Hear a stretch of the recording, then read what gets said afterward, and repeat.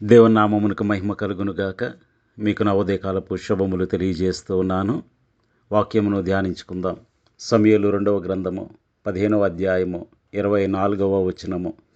సాదోకును లేవీలందరూ దేవుని నిబంధన మందసమును మోయుచు అతని యొద్ద ఉండిరి. వారు దేవుని మందసమును దింపగా అబ్యాతారు వచ్చి పట్టణంలో నుండి జనులందరూ దాటిపోవు వరకు నిలిచెను.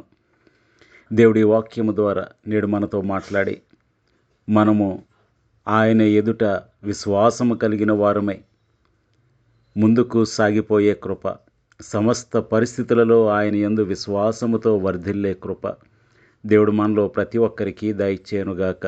ఆమేన్. సొంత కుమారుడైన అబ్షాలోము చేసిన కుట్ర కారణంగా రాజైన దావీదు తన ప్రాణాలను రక్షించుకోవటానికి యెరూషలేము విడిచి పారిపోవలసి వచ్చినప్పుడు జరిగిన ఒక అద్భుతమైన ఆత్మీయ సత్యాన్ని ఈ దినము మనము ధ్యానించబోతూ ఉన్నాము. మనం చదివిన వాక్యం ప్రకారము సాదోకును లేవీలందరూ కూడా ఎప్పుడైతే దావీదు తన రాజనగరిని, రాజకోటను, సింహాసనమును విడిచి పారిపోతూ ఉన్నాడో వారు దేవుని నిబంధన మందసమును మోయిచు అతని యొద్ద ఉన్నారు. వారు దేవుని మందసమును కిందకు దింపగా అబ్యాతారు వచ్చి పట్టణంలో నుండి జనులందరూ దాటిపోవు వరకు ఆ నిబంధన మందసము దగ్గర నిలిచాడు. చూడండి, ఎందుకు యాజకుడైన సాదోకు మరియు లేవీయులు దేవుని నిబంధన మందసాన్ని మోసుకుంటూ దావీదు వెంట వచ్చారు? దేవుని మందసం ఇశ్రాయేలీయులకు దేవుని ప్రత్యక్షతను, శక్తిని మరియు విజయానికి సాదృశ్యంగా ఉంది. అయితే ఇక్కడ ఒక ఆసక్తికరమైన మలుపు ఉంది. అదేమిటంటే దావీదు ఆ మందసాన్ని తనతో పాటు ఉంచుకోలేదు. ఎప్పుడైతే వారు కిద్రోను వాగు దాటిపోయారో ఆ మందసాన్ని తిరిగి యెరూషలేముకే పంపించేశాడు.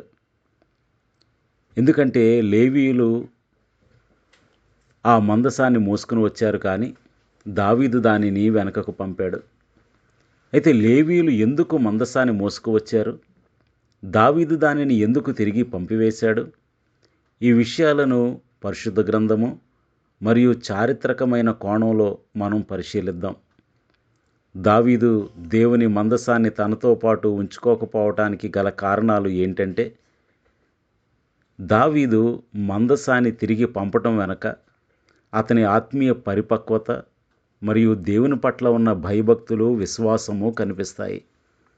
మొదటిగా, దేవుని మందసము స్వార్థానికి వాడుకునే మాయా వస్తువు కాదు అని దావీదు నమ్మాడు. చాలామంది శ్రమలు వచ్చినప్పుడు దేవునిని ఒక రక్షణ కవచంలా లేదా ఒక ఆయుధంలా వాడుకోవాలని చూస్తారు. కానీ దావీదు దేవుని సార్వభౌమాధికారాన్ని గుర్తించాడు. మందసం నా వెంట ఉంటేనే దేవుడు నాతో ఉంటాడనే తప్పుడు నమ్మకం దావీదుకు లేదు. దేవుని ప్రత్యక్షత స్థలానికి పరిమితం కాదని, ఆయన హృదయాలను చూచే దేవుడని, ఆయన సర్వంతర్యామని, ఆయన ఎక్కడైనా తన పిల్లలకు, ప్రజలకు, ఆయనను నమ్మిన వారికి తోడుగా ఉంటాడని దావీదు నమ్మాడు. ఆ విశ్వాసం ఉన్నది గనుకనే ఏలా లోయలో గొలియాతును ఎదుర్కోవటానికి ముందడుగు వేయగలిగాడు. తన సమస్త సాధక బాధకాలలో దావీదు ధైర్యంతో ముందడుగు వేయగలిగాడు. ఇక రెండవది కారణం, దేవుని చిత్తానికి సంపూర్ణమైన సమర్పణ చేసుకున్నాడు దావీదు. సమూయేలు 2వ గ్రంథం 15వ అధ్యాయం 25-26 వచనాల్లో దావీదు ఇలా అంటున్నాడు: యెహోవా దృష్టికి నేను అనుకూలుడనైతే ఆయన నన్ను తిరిగి రప్పించి తన మందసమును, తన నివాస స్థలమును నాకు చూపించవచ్చును. ఆయన నీ యందు నాకు సంతోషం లేదు అని చెప్పిన యెడల ఆయన తన దృష్టికి ఏది అనుకూలమో అది చేయునుగాక అని అంటూ ఉన్నాడు. అంటే దావీదు ఎంత సంపూర్ణముగా దేవుని యందు విశ్వాసం ఉంచుతున్నాడో చూడండి.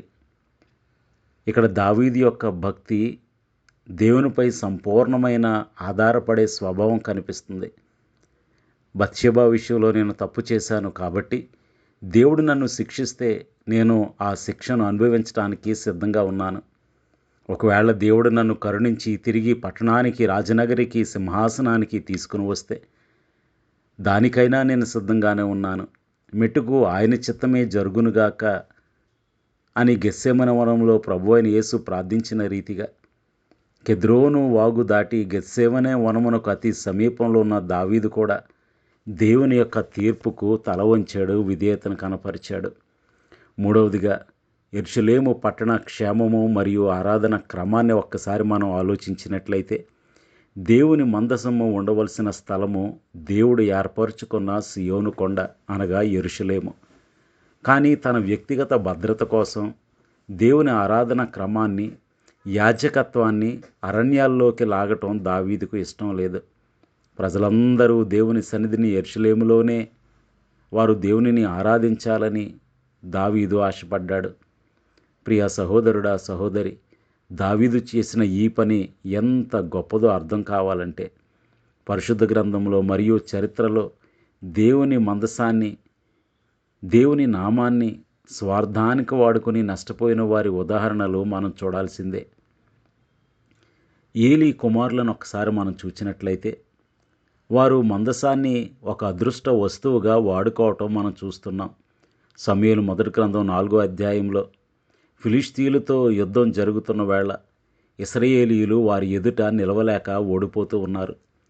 అప్పుడు ఏలీ కుమారులను యాజకులైన హోఫ్నీ, ఫినెహాసులు షిలోహులో నుండి దేవుని మందసాన్ని యుద్ధరంగానికి తీసుకుని వస్తే మనం గెలుస్తామనుకున్నారు. కానీ ఫలితం ఏమైంది? వారు దేవునికి భయపడలేదు గనుక, మందసాన్ని ఒక మాయా వస్తువుల వారు వారుకున్నారు గనుక ఫలితంగా దేవుని మందసం శత్రువుల చేతికి చిక్కింది. ఇశ్రాయేలీయులు ఫిలిష్తీయుల ఎదుట నిలవలేక పారిపోయారు, ఓడిపోయారు. ఏలీ కుమారులు ఇద్దరూ కూడా చనిపోయారు. కాబట్టి దేవుని పట్ల భయభక్తులు లేకుండా కేవలము బాహ్య సంబంధమైన భక్తి రూపాలను అనగా శిలువ గుర్తులను, బైబిల్ తల క్రింద దిండి కింద పెట్టుకోవటం, బైబిల్ చేత పట్టుకోవటం, ఇవన్నీ కూడా ఆపదలో రక్షణ కోసం వాడుకుంటే లాభం లేదు. దేవునికి మన హృదయం దూరంగా ఉండి మనం దేవుని సన్నిధిలో ఉంటే ఏం ఉపయోగం ఉంటుంది చెప్పండి? దావీదుకు ఈ చరిత్ర తెలుసు గనుక అందుకే ఆయన ఏలీ కుమారులా ప్రవర్తించలేదు. ఇక రెండవ బైబిల్ ఉదాహరణ మనం చూసినట్లయితే రాజైన సౌలు కూడా దేవుని చిత్తం కంటే తన స్వంత విజయాన్నే ప్రేమించాడు. సమూయేలు మొదటి గ్రంథం 14వ అధ్యాయం 18వ వచనం చూస్తే సౌలు ఫిలిష్తీయులతో యుద్ధం చేస్తున్నప్పుడు గొప్ప గందరగోళం ఏర్పడింది. అప్పుడు సౌలు యాజకుడైన అహీయాను పిలిచి దేవుని మందసమును ఇక్కడికి తీసుకుని రమ్ము అన్నాడు.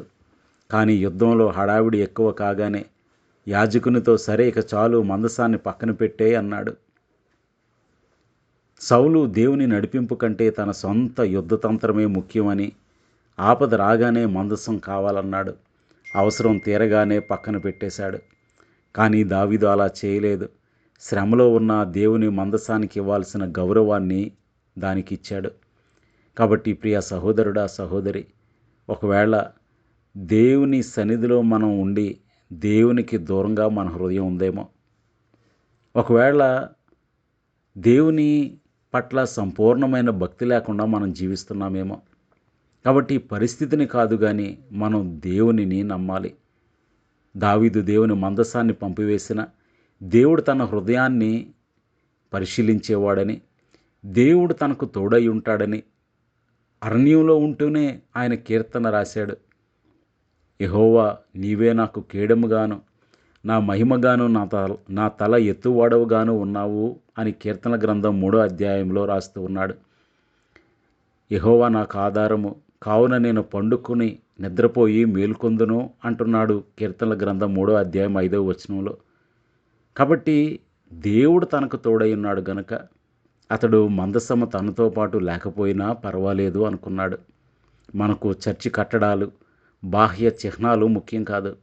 దేవునితో మనకున్న వ్యక్తిగత సంబంధమే ముఖ్యం.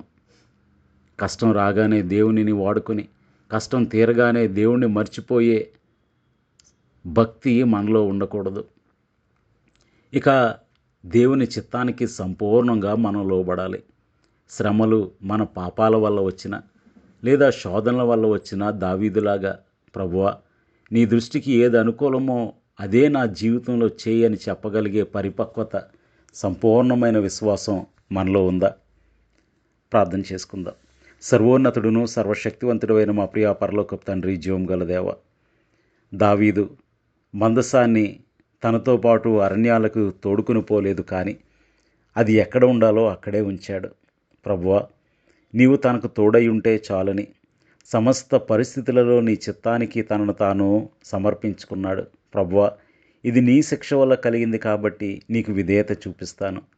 నీకు నా ఎడల కృప, కనికరము, కరుణ కలిగితే ప్రభువా, నన్ను నా యందు దయ చూపించు, మరలా రాజ్యానికి నన్ను తోడుకుని రా అని ప్రార్థించాడు. అవును ప్రభువా, ఆ విధంగా సంపూర్ణమైన భక్తి విశ్వాసములతో అతడు ముందుకు సాగాడు. మేము కూడా నాయన వస్తువులపైన, చిహ్నాలపైన మా విశ్వాసం ఉంచక హృదయములను పరిశీలించువాడవైన నీవు నీ మీద, హృదయాంతరంగములను పరిశోధించువాడవైన నీ మీద విశ్వాసముతో నీకు సంపూర్ణమైన విధేయతను కనపరిచి జీవించే కృప మాలో ప్రతి ఒక్కరికి అనుగ్రహించమని యేసునామములో స్తుతించి వినయముగా వేడుకొనుచున్నాము తండ్రి.